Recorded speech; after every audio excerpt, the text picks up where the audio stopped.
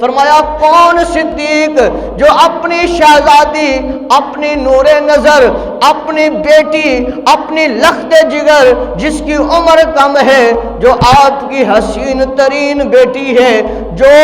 وہ اپنی پیاری لخت جگر کو آقا کریم صلی اللہ علیہ وسلم کی پاک بارگاہ میں پیش کر دیں، اسے صدیق کہتے ہیں۔ جن کی بیٹی عائشہ الصدیقہ رضی اللہ تعالی عنہا جیسی بیٹی امام الانبیاء کی جا کر زوجہ بنتی ہے، فرمایا اسے صدیق کہتے ہیں۔ فرمایا کون صدیق؟ فرمایا صدیق اسے کہتے ہیں جو معراج کی رات آقا کریم صلی اللہ علیہ وسلم حرم پاک سے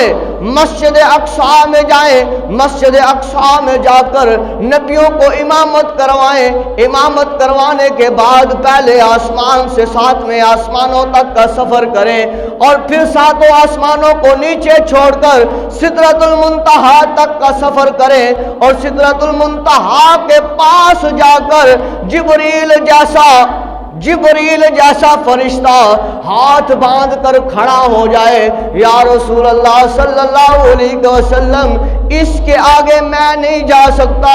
امام الانبیاء فرمائے اے جبریل ساتھ چلنا،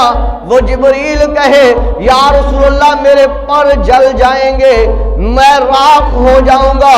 آقا کریم صلی اللہ علیہ وسلم اکیلا جائے، فرمایا یہ جبریل امین ہے۔ فرمایا صدیق اسے کہتے ہیں جو عرض کرے یا رسول اللہ آپ ادھر ٹھہریے، پہلے غار میں صدیق جائے گا،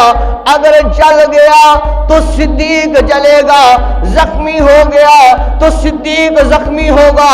اگر کوئی نقصان پہنچا تو صدیق کو پہنچے گا، اگر کوئی تکلیف پہنچی تو صدیق کو پہنچے گی، اگر کوئی زخم آیا تو صدیق کو زخم لگے گا، اگر کسی موذی جانور نے ڈس لیا تو صدیق کو ڈسے گا۔ یا رسول اللہ پہلے میں جاؤں گا، جا کر جگہ کی صفائی معائنہ کروں گا، یا رسول اللہ آپ پھر تشریف لے آنا۔ فرمایا جبریل تو رک گیا